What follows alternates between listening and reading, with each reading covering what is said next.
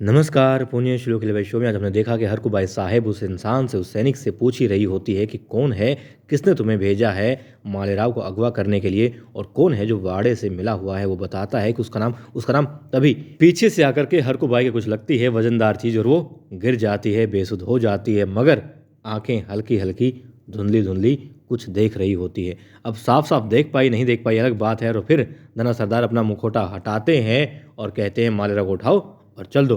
और वो बैलगाड़ी में मालेराव को ढाल करके घास से ढक करके चल देते हैं। और वहाँ पर महल में सारजा और देवी अहिल्या पता लगाना चाहती है कि आखिर कौन है जिसके कहने पर दस्तावेजों में बदलाव किया गया।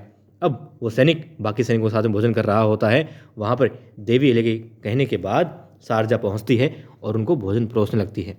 अब शारजा जब उस सैनिक को भोजन परोसने के लिए कहती कि आप और लेंगे दाल, तो कहता है कि हाँ, आपको कैसे मना कर सकता हूँ, आप तो स्त्रियों में महान योद्धा हैं। तो कहती हैं ठीक है, अब एक बात और बता दो कि जो तुम दस्तावेज लेकर के गए थे देवले के हस्ताक्षर के बाद में, फिर कौन मिला था तुम्हें रास्ते में, कोई मिला था? वो कहता है जी मिला था। फिर वो कहती हैं कौन मिला था? वो बताना ही चाहता है तभी तभी एक सैनिक और बोलता है दाल जरा हमें भी दे दीजिए। अब शारजा उस सैनिक को कह करके कि तुम देवी अहिल्या के पास जाओ, उनके कक्ष में वहीं मिलती हूँ, और दूसरे सैनिकों के पास चली जाती है, उनको भोजन परोसने लगती है और बाहर आकर के देवी अहिल्या को बता देती है कि हाँ, तुम्हारा शक सही था, इसे रास्ते में कोई मिला था। नाम क्या है?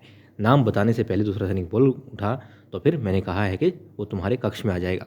अब देवी अहिल्या कहती है ठीक है। वो जा करके खंडेराव होलकर को बुला लाती हैं ताकि उनके सामने भी दूध का दूध और पानी का पानी हो जाए और असली गुनहगार कौन है सबके सामने आ जाए। अब दिखाते हैं कि जंगल में जा रहा होता है धना सरदार मालेराव को लाद करके बैलगाड़ी में। रास्ते में रास्ता रोकते हैं उनका तुकोजी और घास मांगते हैं अपने घोड़े के लिए। घास ले लेते हैं और धना सरदार अपने आप को एक बीमार वृद्ध का अभिनय करके बचाते हैं तुकोजी से। और तुकोजी कहते हैं आप बहुत बीमार लग रहे हैं बाबा, वैद्य जी के पास ही जा रहा हूँ बेटा। ये बात कह करके वहाँ से वो निकल लेते हैं और तुकोजी नहीं देख पाते कि ये मालेराव यहाँ पर है और ये धना सरदार है। अब क्या होता है? अब अहिल्या और सारजा उस गार्ड से पूछ रही होती हैं कि बताओ तुम्हें रास्ते में कौन कौन मिला था। अब वो डर रहा होता है, कुछ नहीं बोलता। देवी अहिल्या कहती है देखो, यदि तुम सच बताओगे तो तुम्हें इनाम मिलेगा और यदि झूठ बताओगे तो जेल।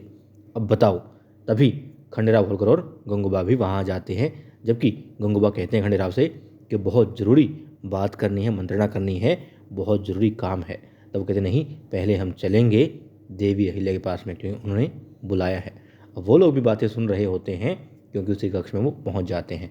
और वो कहते हैं कि नहीं, मुझे तो बहुत सारे लोग मिले थे, कुछ सैनिक मिले, कुछ दोस्त मिले, कुछ सेवक मिले, कुछ दासियाँ मिली। तब शारजा कहती है जिसने तुमसे दस्तावेज लिए हों, नहीं ऐसा तो कोई नहीं था। अब वो डर रहा होता है और देवी समझ जाती है, मेरे कहती है ठीक है तुम जाओ। अब खंडेराव होलकर पूछते हैं कि अहिल्या ये क्या है? वो कहती कुछ नहीं, फिर मुझे बुलाया क्यों यहाँ पर? अब वो कहती हैं गंगूबा की तरफ देख करके कि गंगूबा तब गुस्सा हो जाते हैं। खंडेराव होलकर कहते हैं कि अहिल्या इस काम को यहीं छोड़ो, तुम रानी हो और तुम्हारी मर्जी, तुम्हारा काम है स्त्री शस्त्रशाला, तुम्हारा काम है, तुमने उसका बीड़ा उठाया है तो तुम्हारी मर्जी, तुम कभी भी किसी को भी किसी भी पद पर रखो या फिर हटाओ, उससे किसी को कोई फ़र्क नहीं पड़ता और आज के बाद में इस विषय पर कोई बात नहीं होगी। अब वो वहाँ से गुस्से में चले जाते हैं और देवी अहिल्या सोचती रह जाती है। फिर क्या होता है? फिर दिखाते हैं द्वारकावास साहेब, गुनु जी और नेहरू जी वहाँ पर होते हैं। बात क्या हो रही होती है? बात हो रही होती है कि द्वारकावास साहेब ने गुनु जी को बता दिया कि उन्होंने बड़ा ही अच्छा खेल खेला है और चारों खाने चित हो जाएंगी अब देवी अहिल्या। और गुनु जी कहते हैं कि अच्छा तो आपका ये खेल था, दस्तावेजों में बदलाव, आप इतना भी नहीं जानती। कहती हैं कि रग रग में आपके जो है राजनीति भरी है, लहू नहीं दौड़ रहा है, तो जल्द ही पानी बन जाएगा और सफ़ेद पानी बन जाएगा, याद रखिएगा। देवी अहिल्या बहुत जल्द पता करवा लेगी इन सब बातों का किसने क्या किया है और आपका नाम आ जाएगा। और फिर गुनु जी के पास तो बेशक घर भी है, मगर आपके पास आप कहाँ रहेंगी जब महल से निकाली जाएंगी तो। फिर वो घबरा जाती है और कहती है गुनु जी आप कुछ कीजिए। और अब गुनु जी ने जो किया उसी का परिणाम था कि वो सेवक, वो सैनिक कुछ नहीं बोला देवी अहिल्या के सामने, उसने झूठ बोला और सच को छिपा लिया, क्योंकि वो नेहरू जी गया उसके पास में और भेष बदल करके गया, सैनिक बन करके गया और कहता यदि अपना मुंह खोला तो मारे जाओगे। याद रखना, किसी को नहीं बताना कि द्वारकावास साहेब या फिर कोई और तुमसे रास्ते मिला था और दस्तावेज लिए थे। ऐसा ही उसने किया भी और अब तीनों खुश हो रहे होते हैं। और नेहरू जी कहते हैं मैंने बड़ी सफाई से उसका तबादला भी करवा दिया है और उसे चुप भी करवा दिया है। और अब दिखाते हैं ईश्वरी सिंह के सामने धना सरदार ले आए हैं बेसुध मालेराव को, और फिर धना सरदार से कहता है ईश्वरी सिंह कि धना सरदार आज तो तुमने मेरा दिल ही जीत लिया। और फिर वो खुश हो जाते हैं धना सरदार कि अब तो बहुत इनाम मिलेंगे।